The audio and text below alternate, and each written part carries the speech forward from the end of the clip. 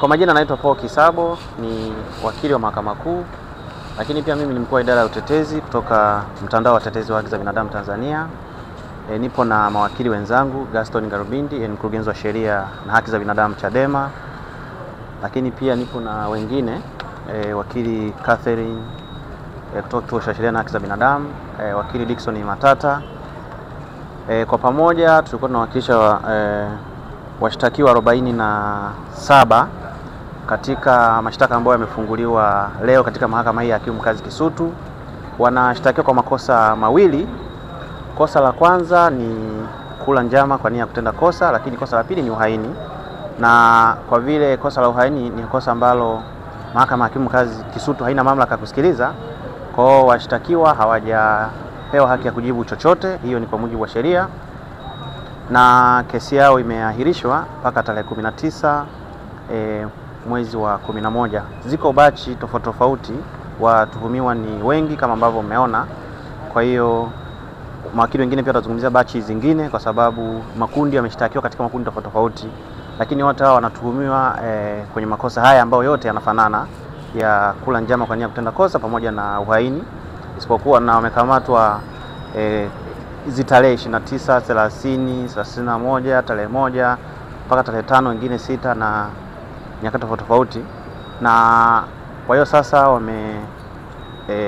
kwenda gerezani kwa amri ya mahakama, na upande wa jamhuri wamesema upelelezi bado haujakamilika kwenye shauri hili, lakini tumeiomba mahakama na tumeisisitiza kwamba kwa sababu ina mamlaka kuendesha au kusimamia mwenendo wa kesi hizi, iweze kutoa usimamizi mzuri na amri kuhusiana na kwamba upelelezi wa kesi hizi, kwa sababu watu waliokamatwa ni wengi, na kwa baadhi hatujapata muda wa kutosha kuzungumza nao, lakini baadhi ambao tumezungumza nao wameeleza kwamba wamepigwa sana, wana majeraha, na tumeieleza pia mahakama, na mahakama imetoa amri kwamba wale wote ambao wana majeraha wapelekwe hospitali ili waweze kwenda kutibiwa.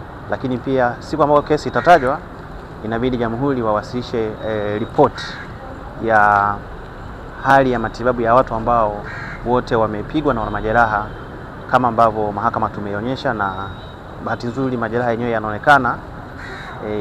Kwa hiyo hata mahakama imeona. Kwa hiyo tunategemea tarehe 19 upande wa jamhuri wataleta hiyo ripoti ya hayo matibabu kutoka kwa maafisa wa magereza, kwa sababu wameenda gerezani na gereza ndio itawapeleka hospitali, kwa sababu wana mawakili kutoka jamhuri. Kwa hiyo wataiwasilisha hiyo ripoti tarehe 19 mahakamani kuhusiana na hali ya matibabu ya watu wote ambao wanaumwa pamoja na hayo majeraha ambayo wanayo. Hicho ndio kilichojiri leo mahakamani. Ndugu wanapata nafasi ya kuonana na ndugu zao ambao wako kwenye kadhia kwa wakati huu, au ndugu wanapataje taarifa? Yes, ndugu wanapata taarifa. Kwanza kuna baadhi ambao walitupa namba pale, tukawa tumewasiliana na ndugu zao, tukawa tumewapa taarifa, lakini wengine wameandika namba za ndugu zao za simu wametupatia. Lakini kwa sababu ndio wameletwa leo, tutapata pia muda wa kwenda gerezani kuwatembelea, kuzungumza nao kwa undani zaidi ili kufahamu sasa, pamoja na kwamba watupe na details zingine ambazo za kuhusiana na ndugu zao, kwa sababu wengi walikuwa kwenye taharuki pia.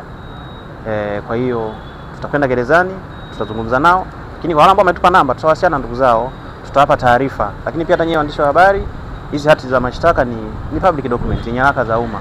Kwa hiyo mnaweza mkazisambaza ili watu wajue kwamba ndugu yao yuko sehemu gani.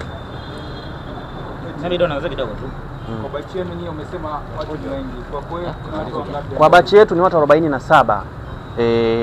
Kuna kesi mbili. Moja ni kesi namba 26/382, nyingine ni kesi namba 26/394. Kwa hiyo moja na watu 13, nyingine na watu 34.